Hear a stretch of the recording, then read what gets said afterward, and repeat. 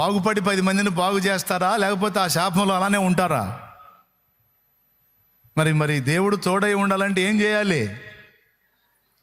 తొలగించాలి. ఏం తొలగించాలి?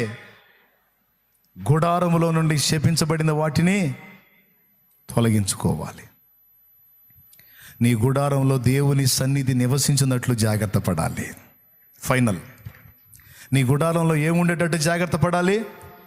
కొంతమందిని చూస్తాను, కొన్ని కుటుంబాల్లో బండి నడిపేవాడు అనుకో, బండిలో కూడా ఎప్పుడు యేసయ్య మాటలు యేసయ్య పాటలే. ఇంట్లో చూడు, ఎప్పుడు చూడు యేసయ్య మాటలు యేసయ్య పాటలే. ఎవరితోనన్నా పక్కన వాళ్ళతో మాట్లాడినా సరే యేసయ్య మాటలు యేసయ్య పాటలే. ఎప్పుడన్నా చూడు, ఇక ఈ బిడ్డలో యేసు యేసు యేసు, ఇంట్లో యేసు, బండిలో యేసు, బయట యేసు, పని దగ్గర యేసు, పొలంలో యేసు, ఇరుగు పరుగులతో మాట్లాడినా ఆయన గురించి. అలాంటి గృహాల్లోకి అడుగు పెడితే సమాధానం ఉంటుంది ఆ ఇంట్లో.